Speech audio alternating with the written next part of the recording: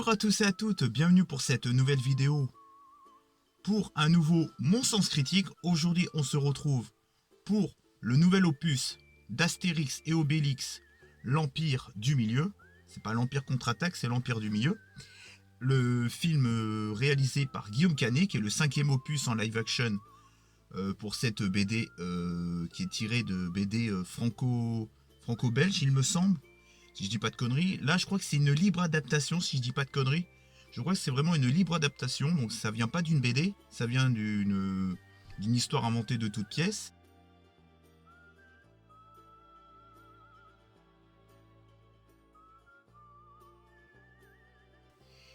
Et donc, on retrouve notre cher Guillaume Canet au casting, mais c'est aussi le réalisateur qui avait dit que si le film, les gens n'allaient pas le voir, on n'allait plus avoir ce genre de budget dans les films français. Alors, ce genre de chantage, ça m'énerve un petit peu, mais après, dans un sens, il n'a pas totalement tort, parce que ça va peut-être freiner quelques producteurs si les gens ne vont pas voir ce film. Indirectement, il n'a pas tort, mais directement, dans sa formulation, moi je dirais qu'il a tort. On menace pas les gens d'aller voir un film sous prétexte que ça peut nuire aux productions françaises. Faut arrêter, c'est puéril et c'est complètement débile de balancer ce genre de choses. Après, dans le fond, il n'a pas totalement tort non plus. Ça peut freiner certaines productions, mais après, je pense que si ça freine, ça sera assez minime. Donc Guillaume Canet devrait se détendre. Il a fait un bon départ, même si c'est un peu truqué, parce que dans le box-office, ils ont aussi notifié les avant-premières. Donc, il y a un petit côté désinformation et tout. Alors, c'est un film d'1h51, 51. Oui, parce que le 1, c'est une, quand c'est l'heure. Me demandez pas pourquoi, j'en sais rien. C'est une comédie d'aventure. C'est l'histoire d'une chinoise. C'est l'histoire de l'impératrice, donc sa mère, la chinoise, qui se fait kidnapper parce que il veut attraper la fille parce qu'ils veulent la marier de force. Donc il y a notre cher Gaulois et notre cher, nos chers Gaulois, Astérix Obélix, qui va essayer de les aider. Donc qui vont aller à l'Empire du Milieu. Il y a César qui se greffe au machin, donc c'est un peu les ennemis indirects d'Astérix Obélix. Il va y avoir tout un cheminement avec César. Il va y avoir pendant un moment, on va retrouver aussi des anciens ennemis d'Astérix Obélix, les pirates. On va retrouver César et Cléopâtre. On va retrouver une pléthade de caméos avec une pléthade de second rôle, c'est avec beaucoup de caméos, des gens qui sont de la culture différente, de la musique, de YouTube, avec McFly et Carlito. Alors oui, les seconds rôles, moi je trouve qu'ils ne sont pas tous utiles à l'histoire, mais dans l'ensemble, ça fonctionne plutôt bien. L'humour, parlons-en de l'humour, je trouve qu'il y a beaucoup d'humour référencé, assez moderne, il y a beaucoup d'anachronismes, il y a beaucoup d'humour de situation, d'humour visuel, d'humour au niveau des répliques, même si j'ai du mal à les retenir comme Mission Cléopâtre. Pour moi, ce film, en gros, Astérix et Obélix, l'Empire du Milieu, pour moi, c'est le petit frère de Mission Cléopâtre. Ça veut dire qu'il a l'ambition d'un Mission Cléopâtre, mais on sent comme les petits frères, vous savez. Il a le grand frère, mais il a éduqué le petit frère. Mais le petit frère, il fait des conneries. Et c'est un peu ce que j'ai ressenti dans Astérix et Obélix, l'Empire du Milieu. Je trouve que il a ses petits défauts, mais il s'en sort beaucoup mieux que ses frères, que ses autres frères qui étaient encore plus nuls que lui. Tu vois ce que je veux dire? Les JO, les Jeux Olympiques et Au service de Sa Majesté étaient vraiment très mauvais. Par contre, celui-là, je trouve qu'il relève quand même bien le niveau. Je trouve que les critiques cinéma et les spectateurs en général sur Internet, je trouve qu'ils exagèrent autour de ce film. C'était pas si terrible que ça. Moi, personnellement, au cinéma, j'ai rigolé de bon cœur du début à la fin. C'est pas genre, je me suis fait chier. Non, non, je trouve que j'ai vraiment rigolé du début à la fin parce qu'il y a divers types d'humour. Et là, ça fait du bien. J'ai l'impression que les spectateurs sur Internet deviennent de plus en plus aigris, balancent leur haine sur Twitter, sur YouTube, ne sont jamais contents, ne supportent rien. Et j'ai l'impression que maintenant, ils aiment que l'humour de bobo gauchias. Et c'est tout. J'ai l'impression que dès qu'il y a un humour qui change un petit peu, j'en suis sûr que l'Empire du Milieu, il serait sorti en début des années 2000 et on aurait foutu le Mission Cléopâtre aujourd'hui, les gens auraient été capables de le critiquer. Moi, j'ai l'impression que c'est surtout de la mauvaise foi de la part de certains spectateurs et de youtubeurs cinéma qui sont là pour le dégommer sans même l'avoir vu. Il y en a qui sont un petit peu plus modérés comme le beau parleur du cinéma. Décidément, ça fait 2 fois que je vous en parle, mais je trouve que ce mec, en définitive, enfin, je dis en définitive, par rapport à certains, est très intelligent parce qu'il est assez mesuré dans ses paroles. Sinon, je trouve que, franchement, je trouve que les critiques cinéma sont très désagréables avec ce film. J'ai entendu dire que la photo était dégueulasse. Non, c'est faux. Il y a juste les plans finaux à la fin dans la forêt qui est pas terrible. Mais les décors, les costumes, l'humour en général, varié, référencé, anachronique, tout ça, je trouve que ça fonctionne de feu de Dieu. Astérix Obélix, Claude Lelouch et Guillaume Canet, je trouve qu'ils fonctionnent merveilleusement bien. Ils jouent sur la confrontation. Oui, c'est un peu en confrontation mutuelle. Ça fonctionne bien. Je trouve que voilà, ils s'engueulaient aussi dans les autres films. Ça colle plutôt bien. Les rôles secondaires, ils sont pas tous utiles à l'histoire, mais je trouve que dans l'ensemble, ils s'en sortent plutôt bien. Bon, McFly et Carlito, ils servent à rien.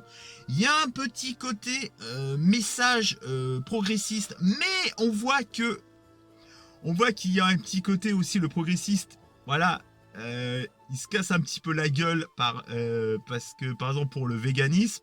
Bon, à la fin, il se dit, oh merde, j'en bouffe quand même, j'en ai rien à foutre. Je bouffe quand même de la viande. Ils essaient des progressismes, ils essaient de casser ce progressisme par d'autres biais. Il y a une petite vanne sur les femmes. Il y en a une que j'ai trouvée excellente. Et il y en a une autre, j'ai fait, oh, ça fonctionne pas bien. Après, je trouve que au casting, attendez, excusez-moi, au niveau du casting. Gilles Lelouch en Obélix fonctionne très bien. Vraiment, je trouve que moi je l'adore. Il a bien remplacé Gérard Depardieu. Guillaume Canet en Astérix fonctionne très bien aussi. Il est excellent. Il est amoureux de. Il me fait marrer avec ses petites ailes là. Vincent Cassel en César. AV César, il est excellent. Jonathan Cohen. Ça va, il est un petit peu lourd par moment. Marion Cotillard en Cléopâtre. Bon, on la voit pas beaucoup, mais ça va, a fait le job.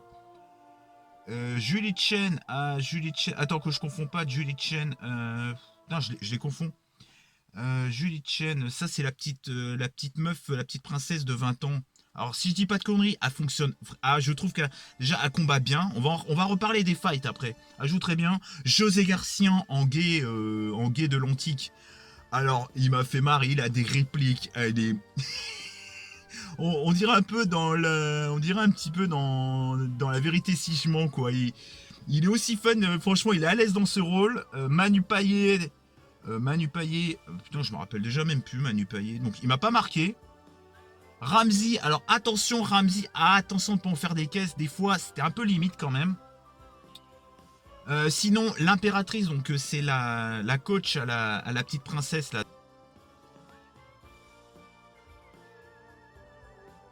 d'une vingtaine d'années, qui est très mignonne d'ailleurs.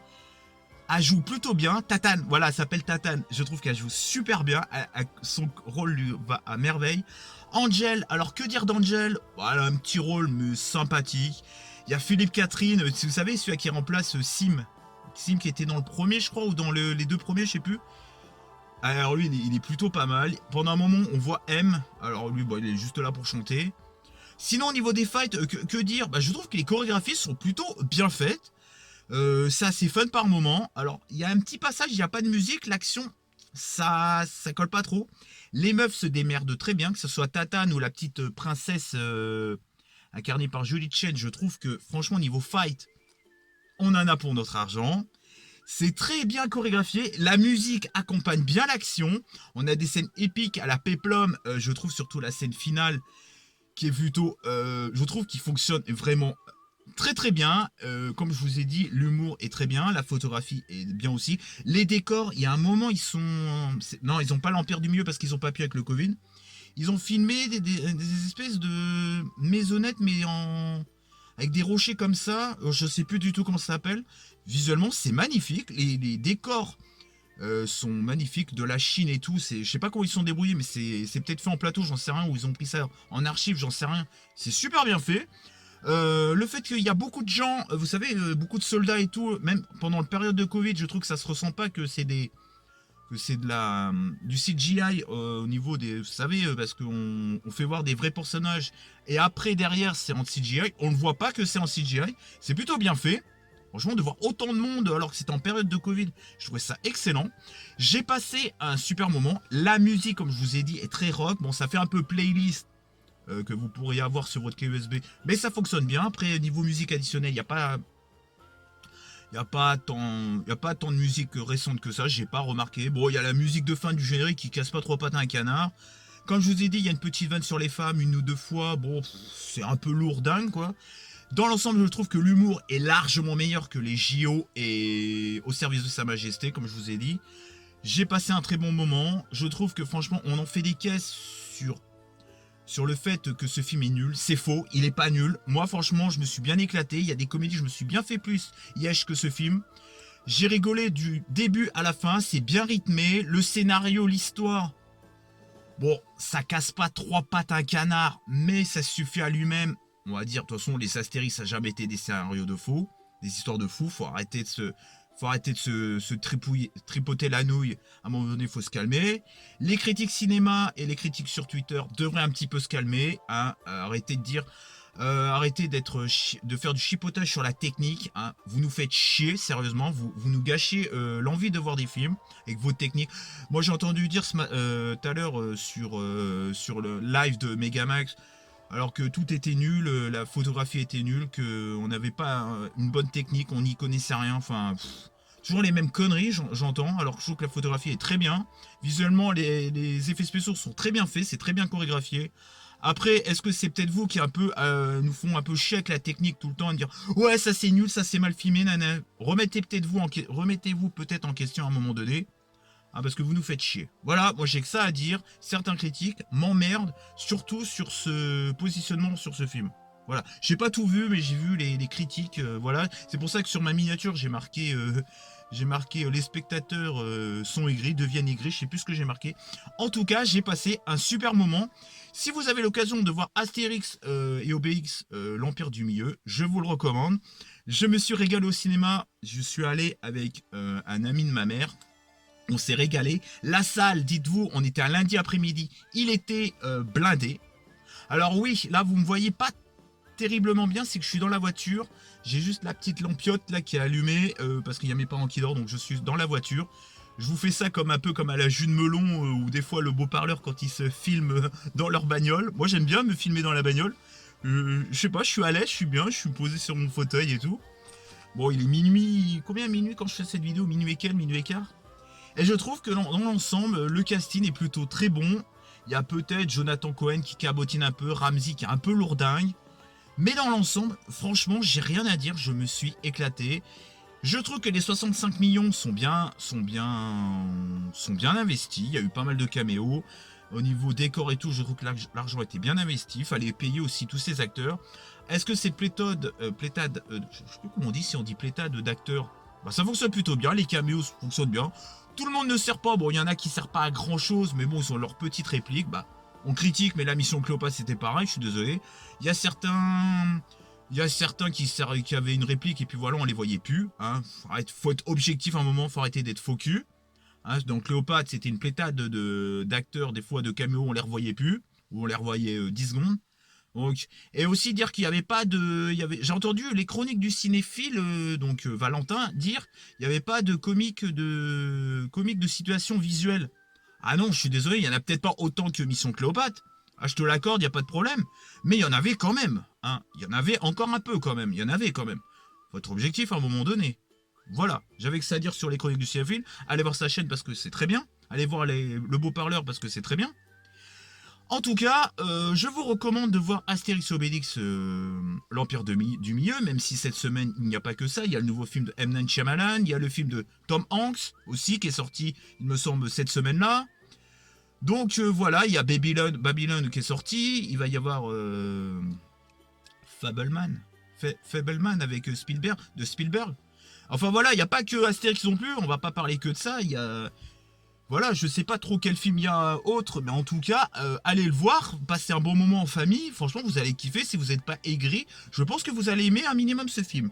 Après, chacun ses goûts, mais je trouve qu'il y a un petit côté d'aigreur, un petit aigreur d'estomac, vous savez quand vous digérez mal, vis-à-vis des spectateurs Twitter, YouTube, Facebook, je trouve qu'il est assez malsain quand même. Et même sur Allociné et tout, une petite aigreur, on sent que l'humour, j'en suis sûr que ce film il serait sorti en 2002, et ben il aurait beaucoup mieux marché parce que les gens étaient peut-être un peu moins aigris sur l'humour. On se retrouve pour une prochaine vidéo sur Mon Sens Critique.